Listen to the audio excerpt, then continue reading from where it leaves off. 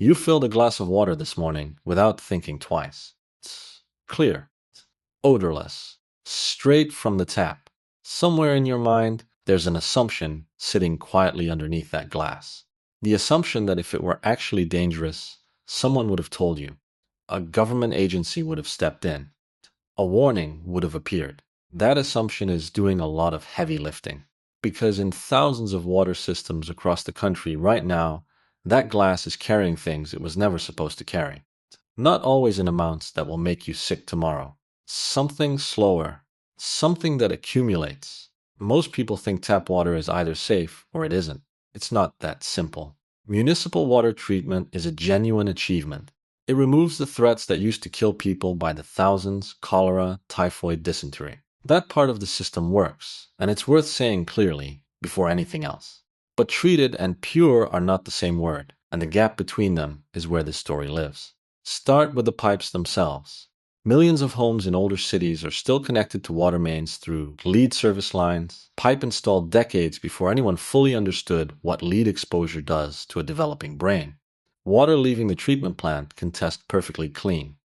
Then it travels through miles of aging pipe, some of it over a century old, and picks up contamination on the way to your kitchen. Flint, Michigan became the case study the entire country learned from. In 2014, the city switched its water source to save money, and the new water was more corrosive than officials accounted for.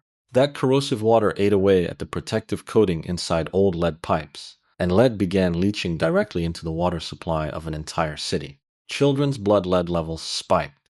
It took over a year, and enormous public pressure, before officials admitted what residents had been reporting the entire time. Here's the part that should unsettle you. Flint wasn't unique. It was just the case that got caught. The Environmental Protection Agency itself has estimated that millions of lead service lines are still in use across the United States today, sitting underground and largely forgotten, waiting for the wrong combination of water chemistry to start corroding again. And lead is just one contaminant. It isn't even the one growing fastest. Every time water is disinfected with chlorine, a necessary step that kills dangerous bacteria, that chlorine can react with organic material already present in the water. Fallen leaves, soil runoff, decaying plant matter. That reaction produces byproducts with names like trihalomethanes, chemical compounds that didn't exist in the water source, created entirely by the treatment process meant to protect you. Long-term studies have linked elevated exposure to these byproducts with increased cancer risk. The very process designed to make water safer is quietly generating a different category of risk in the process. Then there's the threat that's harder to see coming, because it doesn't come from old infrastructure at all. PFAS chemicals, sometimes called forever chemicals, were developed decades ago for non-stick pans, waterproof fabric, firefighting foam. Their defining feature is that they essentially never break down. Not in soil, not in water, not inside a human body. Once PFAS enters your bloodstream, your body has almost no way to fully clear it out. These chemicals have worked their way into water systems nationwide, not just near old factories or military bases where firefighting foam was used, but in public water supplies that were never near an obvious source at all. A 2023 study from the United States Geological Survey estimated that PFAS could be present in roughly half of all tap water across the country. Not half of contaminated water systems, half of tap water, period. This is the twist that makes the whole picture worse than it first appears. Lead is a known, decades-old problem, tragic, but at least somewhat understood. PFAS is newer, less understood, and already everywhere. Blood tests on nearly the entire American population show detectable PFAS levels, not in high-risk communities. In nearly everyone. There's a third category most people haven't even started thinking about yet. Microplastics, tiny fragments of degraded plastic small enough to pass straight through most filtration systems, have now been detected in tap water on every continent researchers have tested.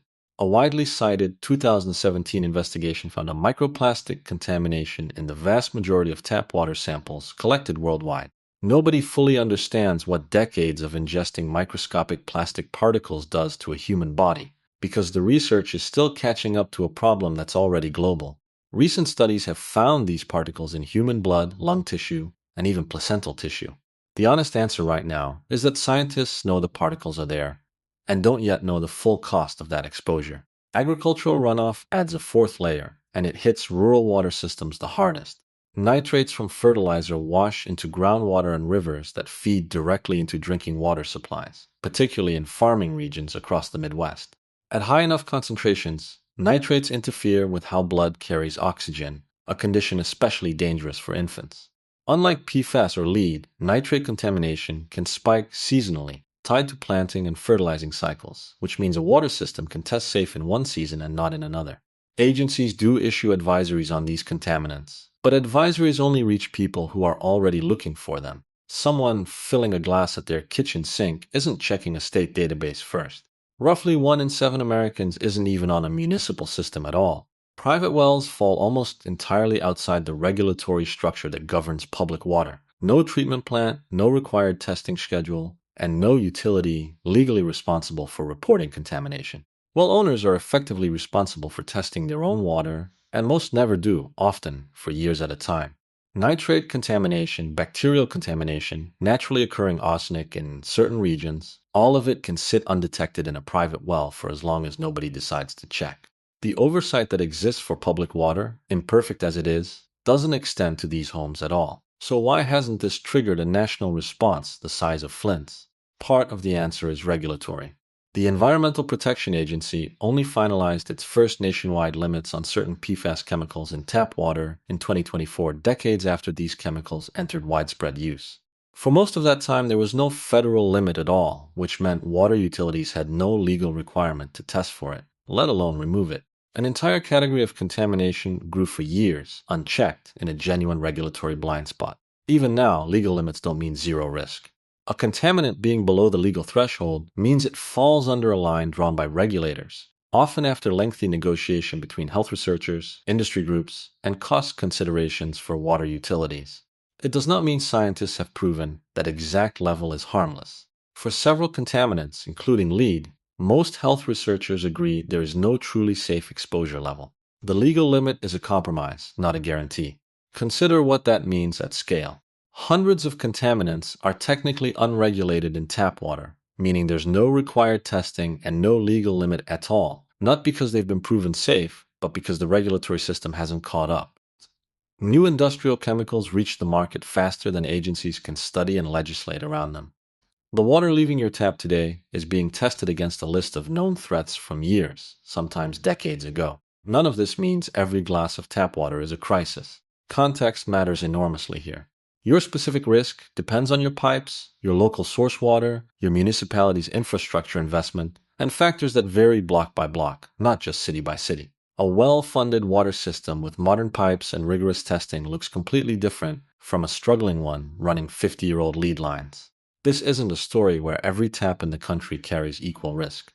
It's a story about how easily the average person assumes safety they were never actually guaranteed. Some people are exposed to more consequence than others. Children absorb a much higher percentage of ingested lead than adults do, and their developing nervous systems are far more vulnerable to the damage it causes. Pregnant women pass PFAS and other contaminants directly to a developing fetus. Infants fed formula mixed with contaminated tap water receive a concentrated dose of whatever is in that water, day after day during the exact window when their bodies are most sensitive to it. Risk isn't distributed evenly across a population, and the people least able to advocate for themselves often carry the most exposure. Switching to bottled water feels like the obvious answer, and for some contaminants it can honestly help. But it isn't the guaranteed fix it's often marketed as. Multiple independent tests have found PFAS and microplastics in bottled water too, sometimes at levels comparable to tap water, because bottled water frequently starts as municipal tap water before filtration, and because the plastic bottle itself can shed microplastic particles into the water it holds. The problem doesn't disappear. It just becomes harder to see wrapped in a label that implies purity. What makes this different from a sudden poisoning is the timescale. Lead exposure accumulates in bone and tissue over years. PFAS builds up in blood over a lifetime of small, repeated exposure. Disinfection byproducts add incremental risk over decades of daily consumption. There's no single dramatic moment where the danger becomes obvious, no immediate symptom pointing back to the glass you drank this morning. That's precisely what makes chronic low-level contamination so different from the kind of crisis that makes headlines. It doesn't announce itself. It just accumulates quietly in the background of an otherwise normal life. Which brings us back to that glass of water sitting on your counter. It looks the same as it always has. Clear, odorless. Nothing about it has visibly changed. But somewhere between the treatment plant and your kitchen, it passed through infrastructure built across 100 years of shifting science, shifting regulation, and chemicals nobody understood the consequences of until it was already too late to undo them. The water isn't lying to you. It genuinely looks safe. That's exactly the problem. Some of the most persistent threats to human health have never needed to look dangerous. They just needed enough time. This isn't really about panic. It's about the gap between what a system guarantees and what people assume it guarantees. Water treatment does an extraordinary job against the threats it was originally built to fight. It was never designed around chemicals invented decades later, infrastructure aging past its intended lifespan, or particles too small for most fields to catch. The system isn't failing at its job. Its job was just defined a long time ago, against a much narrower set of threats than the ones sitting in that glass today. Independent, non-profit databases now let anyone look up their own water utilities testing results by zip code, something that didn't exist in any accessible form a generation ago. Most people who do it for the first time are surprised by what shows up, not because their water is necessarily dangerous, but because they'd never actually seen the numbers behind the assumption they'd been carrying their whole life. Knowing what's in the glass doesn't automatically tell you what to do about it, but it replaces a guess with an actual answer, and that's a different thing entirely than trusting a glass of water simply because it looks the same as it always has.